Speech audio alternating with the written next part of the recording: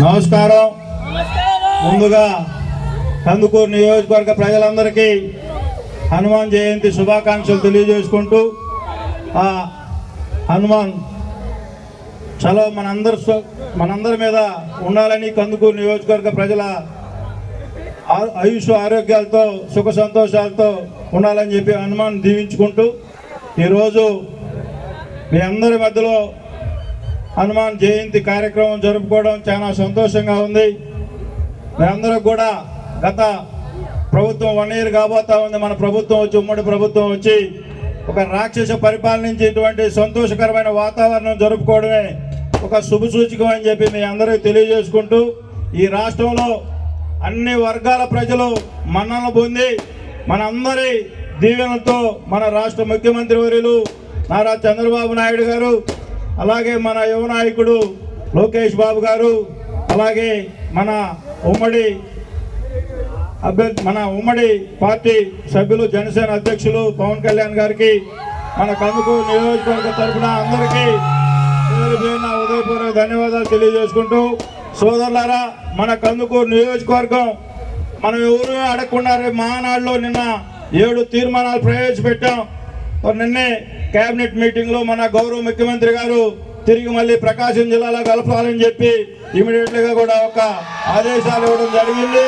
తప్పనిసరిగా మన నియోజకవర్గ ప్రజలకి త్వరలోనే తీపి కబురు అందించే బాధ్యత మన ముఖ్యమంత్రి గారు తీసుకుంటారు. ఆ రోజు ఎలక్షన్లో ఏవైతే చెప్పాడో తప్పనిసరిగా మళ్ళా ప్రకాశం జిల్లాలో కలుపుతానని చెప్పి నిన్ననే కేబినెట్లో కూడా చెప్పడం జరిగింది. మీ అందరూ కూడా ఈ నియోజకవర్గంలో ఈ 10 నెలల్లో అనేక అభివృద్ధి కార్యక్రమాలు చేపట్టాం.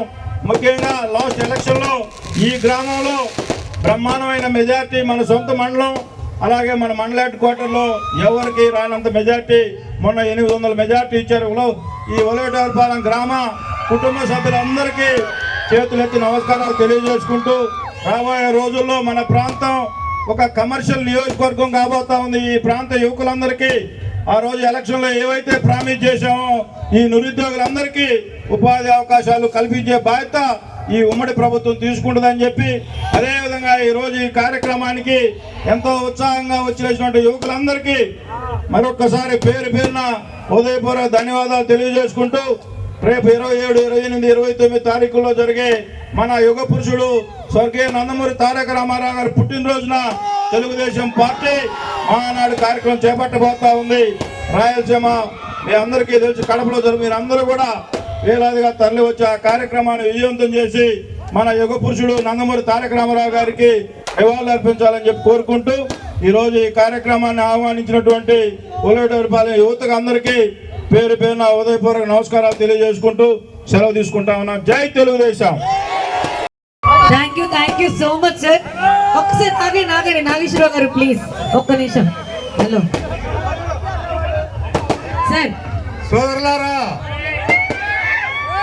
మీ అందరికీ ఈరోజు ఈ హనుమాన్ జయంతి శుభాకాంక్షలు తెలియజేస్తూ, మనం గతంలో మాట్లాడుకున్నాం ఇదే వేదిక మీద ఇంటూరు నాగేశ్వరరావు ఎమ్మెల్యేగా తిరిగి మళ్ళీ ఇక్కడికే వస్తామని. అలాగే మా అందరి కోరిక మేరకు ఈ రోజు ఎమ్మెల్యేగా వచ్చి మీ అందరికి సందేశం వినిపించాడు. మరొక్కసారి మళ్ళీ మా విన్నపం ఏంటంటే, రాబోయే 2029లో ఖచ్చితంగా మళ్ళా ఇదే నియోజకవర్గానికి ఎమ్మెల్యే తీరుతాడు. ఇది ఖచ్చితంగా జరుగుద్ది.